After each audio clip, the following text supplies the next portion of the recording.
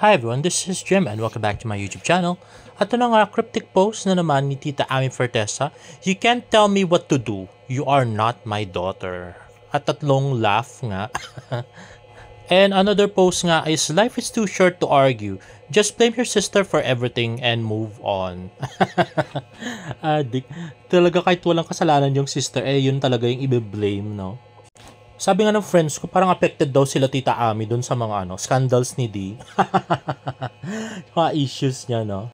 Well, abangan na lang natin, guys. At next I post ng Mark Salon midweek magic with a fresh bob. At yan nga yung address at yung phone number. At yan nga ayan nga, nagpa-trim nga ng ating napaka-cute na primetime princess na si Miss Barbie Fortesa. At next I post ng close-up is with Watsons. Guess who? A very special someone with a fresh, bright smile is going to make an appearance as one of the biggest beauty events coming this August 28, 2025. Mark your calendars and get the chance to see her up close. Ay, wow. Ayan na nga, sa smile pa lang at sa shape ng mukha, alam na si Barbie na to. At ano nga to, same date din.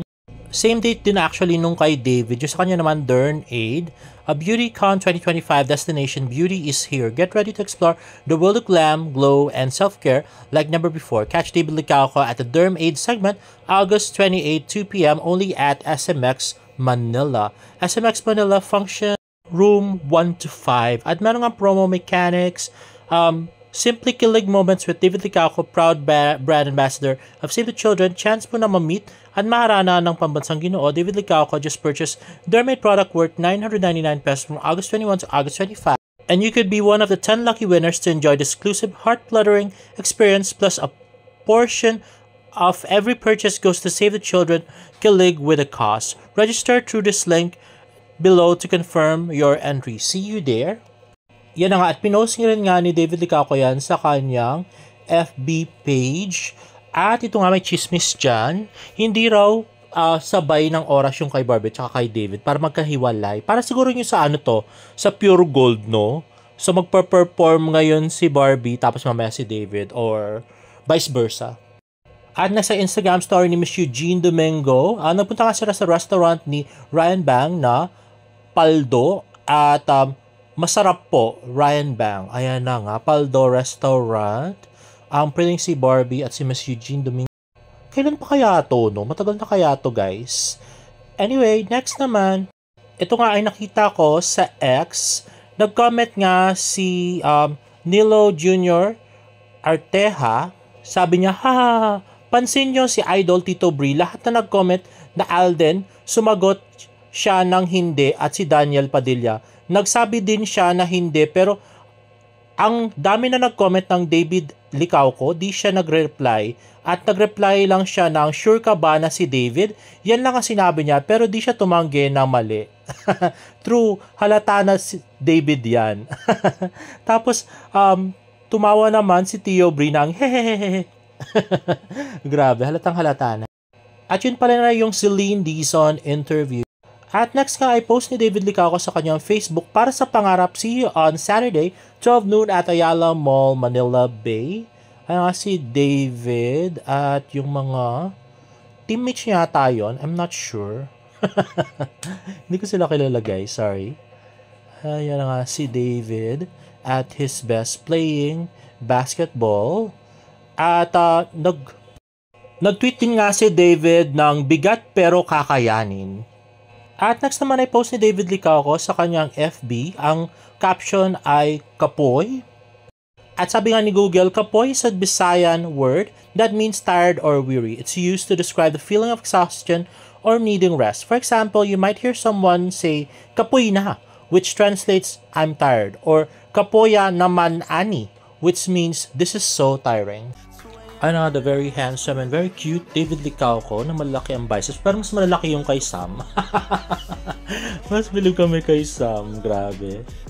At yun na nga. Sayang, hindi ko nakitang ganito si nakagsando ganito si David. Ay, naku, kailan ko kaya makikita yan.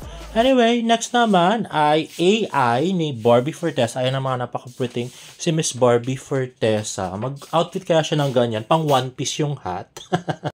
At ito nga ay mga quotations galing kay Present Progressive, isa sa mga pinagkakatiwalaan with regards to Barda projects dati.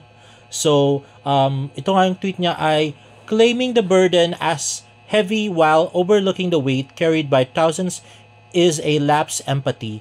When hope is placed in us, unique responsibility arises. Devotion is never demanded, only given freely, and for that reason alone, it must be answered with gratitude and honesty.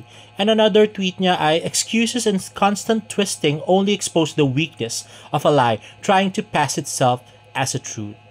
And another tweet niya ay, twisted and manipulated, bend harder, maybe it'll look true. Piling ko kay Pikwa pa tama to. Kasi siya na nag-invento, di ba? At next, another tweet ni Present Progressive, my hands are open, I'm wide awake. Move on, let go, vibe alone, heal in silence. Oh, awake na siya sa relationship ni David. Ganun ba yun? At next naman is, sometimes you don't need to hear the excuses because their actions already speak the truth. Ay, oo nga. At another inspirational quote galing kay Present Progressive na retweet niya, I don't even react anymore. Thank you for showing me what I needed to see. I'm done. And another quote nga na retweet niya, time doesn't heal everything, but acceptance does. Ngayon, yun na nga. So, ibig sabihin, Barda fans, tanggap-tanggap din pag may time, di ba? Yung mga dilulupa din. Anyway, next nga is a video nung shoot, Bohol Oppo shoot ni David Licauco, and he was with Nadine Lustre, Atasha Mulak, and Miss Bea Alonso. David wearing a terno, polo, and shorts. At next naman, so ito na nga yung Barda Chismis. Hindi ko alam kung nasabi na to sa ibang vlogger, no? Pero ang balibalita nga, so sa Beauty Empire, kung nakikita natin ngayon, parang ewan ko kung this week or next week, so last week nga, lalabas si David Licauco. Javier yata yung pangalan niya dun sa show, if I'm not mistaken. Now, si Barbie naman ay set to appear also sa Never Say Die ni David Licauco. So, ano daw si David dun investigative journalist. Tapos isang buong team sila ni Jillian Ward at saka ni Rahil. So, si Barbie naman daw is set to appear dun sa Never Say Die. We're not 100% sure kung first week or mas second week yata. Second week yata siya papasok. So part daw siya ng past ni Andrew Dizon na character nga ni David Licauco dun sa Never Say Die.